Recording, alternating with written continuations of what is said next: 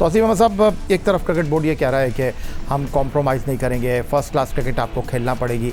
और जब Misbah ul Haq press conference कर रहे थे, और मैं चाहूँगा कि हमारी टीम मिसबाह उल हक ने जो प्रेस कॉन्फ्रेंस में कहा अब वो अगर यहाँ पर दिखा सकें तो फिर हम मज़ीद इस हवाले से गुफ्तगू कर सकते हैं। मिसबाह उल हक का कहना यह था कि शाहीन आफरीदियों इसीलिए टेस्ट टीम में शामिल नहीं किया गया कि वो फ़र्स्ट क्लास क्रिकेट नहीं खेलते, और हैरान कुन तौर पर बाबर आजम जो 6 साल से फ़र्स्ट क्लास क्रिकेट नहीं खेल रहे, उनको टेस्ट टीम का कप्तान बना दिया गया।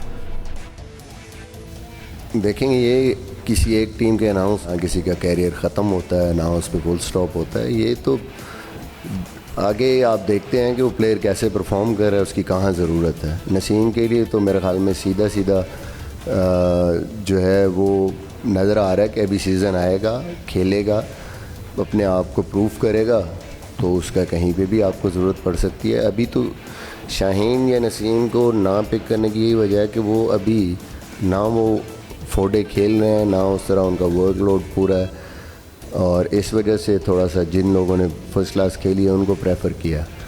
नुमान के लिए भी मेरे ख्याल में स्टिल ओपन है, कहीं भी उसकी ज़रूरत पड़ेगी ज़रूर उसकी सिलेक्शन भी हो सकती। ये बातें, ये गुफ्तगू हम कई सालों से सुनते आ रहे हैं। अगर किसी को ड्रॉप करना है तो कहना चाहिए कि जनाब ख़राब कारकर्दगी की वजह से ड्रॉप किया है।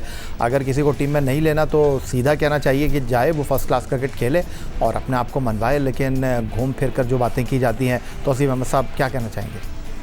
जी हाँ, यहाँ तज़ाद है, और ज़ाहिर है आकिब और इस वक्त मिसबाह और ज़ाहिर तीसरे जो बैठे हैं वो तो ना होने के बराबर ही हैं। और ज़ाहिर है असद शफीक की बात कर रहे हैं आप? असद शफीक की बात कर रहा हूँ। और आई थिंक मुझे स्क्रीन पे अभी जो है वो सरफराज नज़र नहीं आया, हालांकि मुझे याद है कि सरफराज को बैठना चाहिए था रेड बॉल के उसमें भी, और वो मेन पर्सन है, क्योंकि जो कोच होता है उसकी बहुत से होती है। ज़ाहिर माइक हैसन को देख लीजिए ना, वो भी तो ये बात फर्स्ट क्लास की और इसकी उसकी बातें कर रहे थे ना कि नहीं खेलने देंगे। तो ये तो तज़ाद तो इनमें पहले मौजूद है। अब जिनकी ये बातें कर रहे हैं, आपने बिल्कुल ठीक कहा, तो सीधा कह दें जी हम ड्रॉप कर रहे हैं, और आप जिनको लेके जा रहे हो, और जाहिर है कि आप जिनको लेके जा रहे हो वो आप 115, 120, 125 से ज़्यादा तो नहीं है। आप वेस्ट इंडीज़ का में आपको मुश्किल क्रिकेट मिलेगी, क्योंकि हम देख रहे हैं उनके यहाँ तो वो 500, 550 से कम तो बात ही नहीं कर रहे हैं अभी जो श्रीलंका के ख़िलाफ़ कर रहे हैं वो।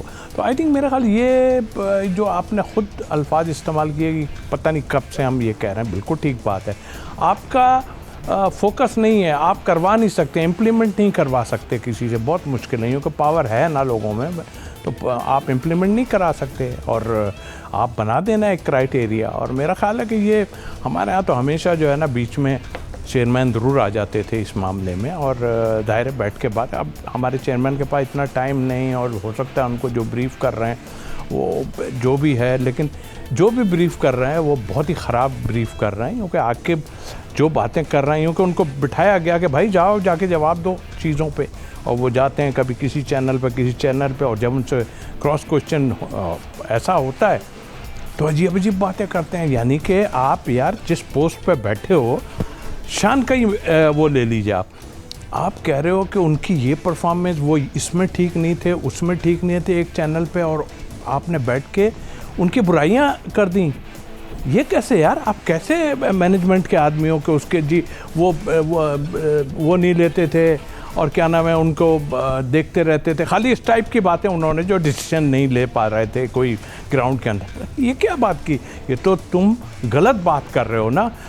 होता भी है ना कुछ तो आप थोड़ा सा तरीके से करते हैं, ठीक है, उसकी परफॉर्मेंस इतनी 16 में से 12 हारे या जो भी हुआ वो सबके सामने, मगर इस तरह आप हटाने की बात की है तो मेरे हिसाब से तो आप, मुझे ऐसा लग रहा है कि आप लोगों के प्लान यही हैं कि किसको उठा के फेंक देना है बाहर और किसको ले आना है, वो आप सामने काम कर रहे हैं। आपने खुद कहा कि बाबर तौसीफ अहमद साहब की गुफ्तगू आपने सुनी, अब्दुल माजिद भट्टी साहब और तौसीफ अहमद साहब नज़र आ रहे हैं, और उनका कहना यह है कि अगर आप कोई फ़ैसला कर रहे हैं तो फ़ैसले की कोई बुनियाद होनी चाहिए, आपके पास दलाइल होने चाहिए। आप वजह फरमा रहे हैं, इसमें कोई दो राय नहीं है। लेकिन जो सबसे बड़ा प्रॉब्लम इस वक्त दिखाई दे रहा है, माजिद भट्टी साहब, आप कई press conference Pakistan cricket board की कवर कर चुके हैं। जो ये प्रेस कॉन्फ्रेंस हुई है असद शफीक, आकिब जावेद एंड मिसबाह उल हक की, इसमें तो ऐसा लगा कि चार्जशीट दी गई है शान मसूद को मौजूदा क्रिकेट बोर्ड ने जितनी भी प्रेस कॉन्फ्रेंस की है, किसी को उन्होंने मोहरत इल्ज़ाम नहीं ठहराया, लेकिन जिस तरह ये प्रेस कॉन्फ्रेंस की गई कि रिव्यू नहीं ले रहे थे, टीम गलत खेल रही थी, टॉस का फैसला कप्तान को करना पड़ता है, अच्छी पार्टनरशिप लग गई, तो ऐसा लगा कि होमवर्क जो था वो सिर्फ़ और सिर्फ शान मसूद के हवाले से ही था। देखें, बहुत ज़्यादा या हमारे जो उस्ताद हैं सहाफ़त के, वो हमें यही कहते थे कि भाई जितना कम बोलोगे उतना आपका फंसने का चांस कम होगा। अब आकिब जावेद कम से कम, अगर मैं गलत नहीं कह रहा, मुख्तलिफ़ न्यूज़ चैनल्स पर, जिसमें आपके भी एक शो में वो थे, उन्होंने 10 के करीब इंटरव्यू दिए और आज पीसीबी ने उनकी एक और पॉडकास्ट इशू की है। तो मतलब इतना ज़्यादा बोलना, अपने उस कप्तान को आप क्रिटिसाइज़ कर रहे हैं जो 3 साल पाकिस्तान के कप्तान रहे और आप उनके हेड कोच रहे। अगर शान मसूद में इतनी बुराइयां थीं तो आप शान मसूद को आपने 16 टेस्ट मैच क्यों दिए? आप तो बात कर रहे हैं आपसे 1.5 साल पहले की ना, साउथ अफ्रीका के टूर की, तो आप शान मसूद को हटा देते। फिर आपने शान मसूद को इतना मौका क्यों दिया? मेरे ख्याल में ये एक गलत तासुर बार बार देने की कोशिश की जा रही है। आपने टीम अनाउंस की, आपने बता दिया कि ये वजूहात थी, इस वजूहात की वजह से हमने इनको हटाया, इन वजूहात की वजह से बाबर आजम को लेकर आए। उसके बाद फिर इंटरव्यू देना और उस कप्तान को जिसको आज आपने हटाया है, दुनिया में बहुत सारे कप्तान हटते हैं, कोई पहली बार नहीं हटा, लेकिन इस तरह कप्तान को चार्जशीट देना, तो आप भी तो 3 साल से क्रिकेट बोर्ड के सेटअप के साथ हैं, आपको चार्जशीट कौन देगा?